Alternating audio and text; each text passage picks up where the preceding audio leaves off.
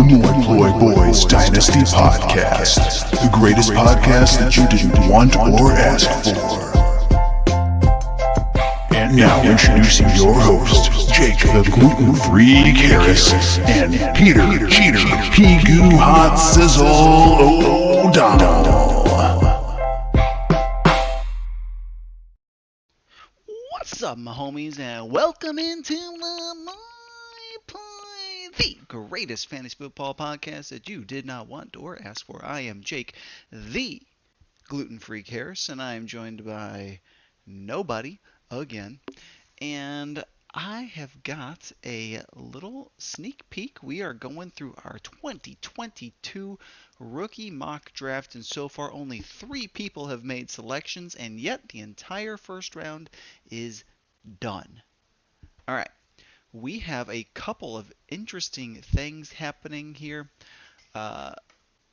A trade has been made, our first trade mid-draft. Mad Tom has traded into, this is Rich, the softball guy. Let me go ahead and tell you about softball guy. We all know softball guy. A lot of you are softball guy. Let me very quickly take you through softball guy. Rich trades his 2023 first for a 2022 first. This is a great thing to do if you feel like your team needs a little something extra this year. You can mortgage a future pick if a particular person, like in this case myself, feels like the 2023 draft class might have, maybe Rich falters and I get a higher draft pick. I don't necessarily need this one. I already have made a bunch of selections. Rich gets a chance to make his team stronger this year. Hopefully I get a chance to make my team stronger the following year or 2 years after, since if I take a wide receiver with his pick, wideouts sometimes take more than 1 year to develop. But that's not necessarily the case, as a lot of rookies have been studs recently. All right, so let me show you guys the draft board and let's see where we are at right now. All right, Pigoo, Peter Cheater, Pigoo Hot Sizzle O'Donnell is on the clock. All right, Peter Cheater, Pigoo Hot Sizzle O'Donnell. He is got a very, very interesting team. Let's see if I can pull up. Nope, I would have to go back. Let's take a look at Peter's roster here. He is very quarterback strong. He's got Justin Herbert, Russell Wilson, and Matt Stafford. On top of that, he is stacking a couple of hopefuls in Mitchell Trubisky, Gardner Minshew, and Ryan Fitzpatrick. So I think that is very, very interesting, the situation that Peter's in, because there's not a lot of running backs left on the board that you really, really want.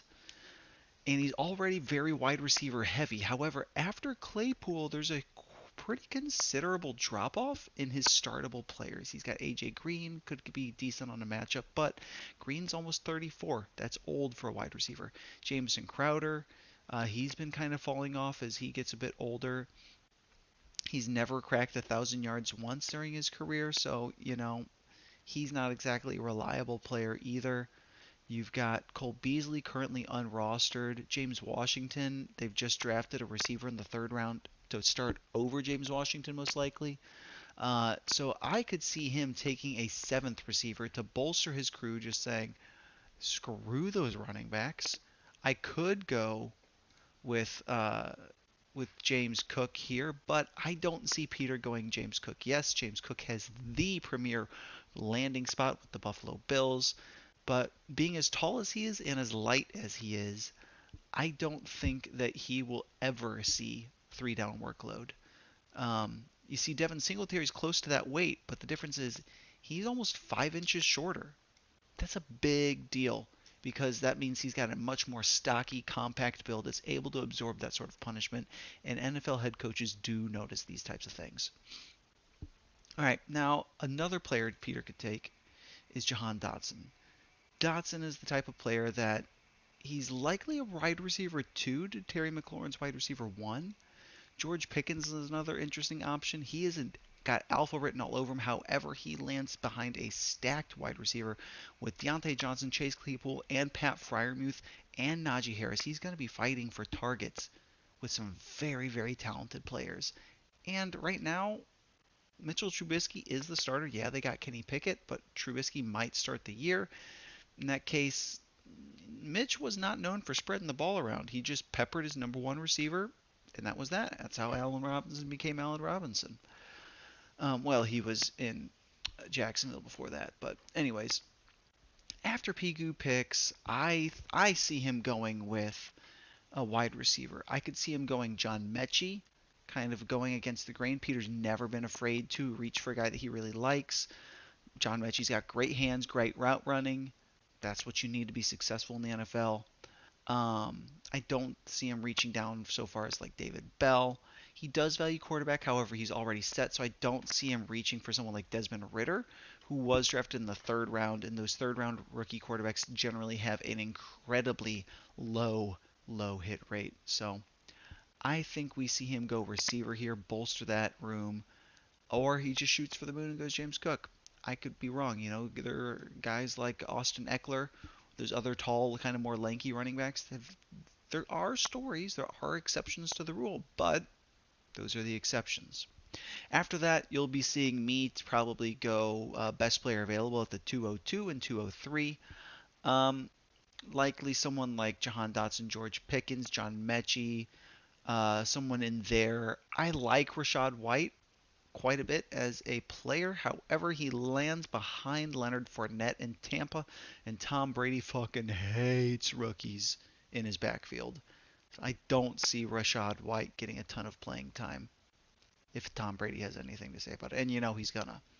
Next up is Raymond at the 204. Now, Ray gave up his 2023 first, so I don't see Ray having an option to get another quarterback without paying through the nose until 2024, and even then, if he has a good season, all the decent quarterbacks might be gone by the time it's his turn to pick in the first. So I could definitely see Ray going with someone like Desmond Ridder, Matt Corral. I say those two because Ridder only has to get past Mariota, Corral only has to get past Sam Darnold, whereas Malik Willis has to get past Ryan Tannehill. That's a much higher hurdle to climb. I think Malik Willis is the kind of guy that, like, you could probably get him in 2 years after he hasn't played a single game. And maybe then after Tannehill's contract is up, he gets a shot, but I doubt it. I think they'll end up signing like a Carson Wentz type quarterback to come in and fill the slot until they get a good enough draft pick, or feel confident if a guy slips down their draft board to go up and make a move during the draft and replace him. But Malik Willis being the third quarterback off the board in the third or fourth round, I can't remember, to Tennessee. Anyway, Jim coming up at the 205. I definitely think Jim has got a fairly strong roster. Let's take a look. He's got Jalen Hurts, who just got a huge weapon. He's got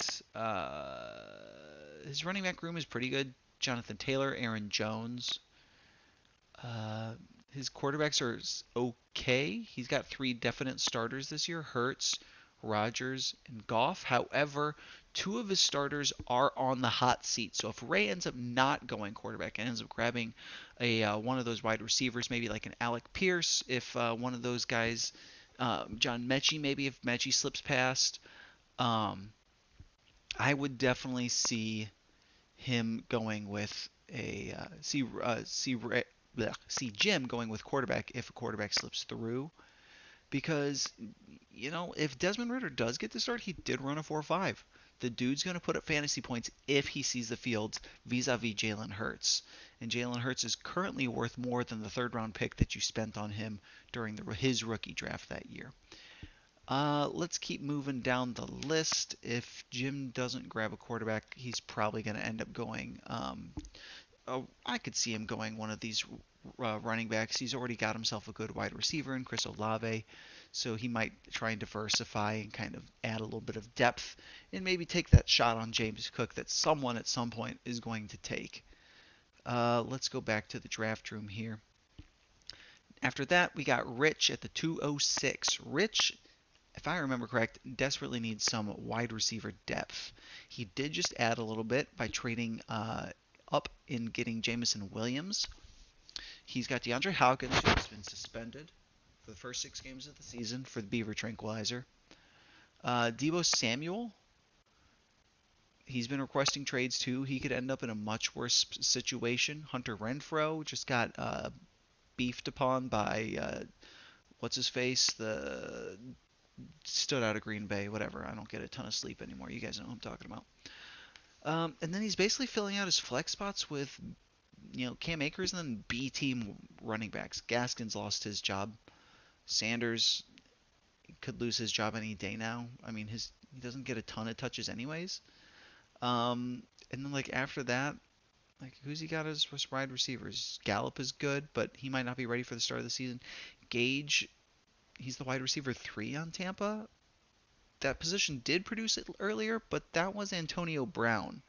Russell Gage is not Antonio Brown. And then there's really no one else that he can flex beyond that. So that's probably going to get us through the next few days here of this draft. One of my babies is starting to wake up. I hear the baby monitor going. So I am going to wrap this up, and I will see you guys probably tomorrow night as I continue to cover this draft that we are having. Alrighty, y'all. Have a good night. Later. I guess day? It's night for me. Day for you? Bye.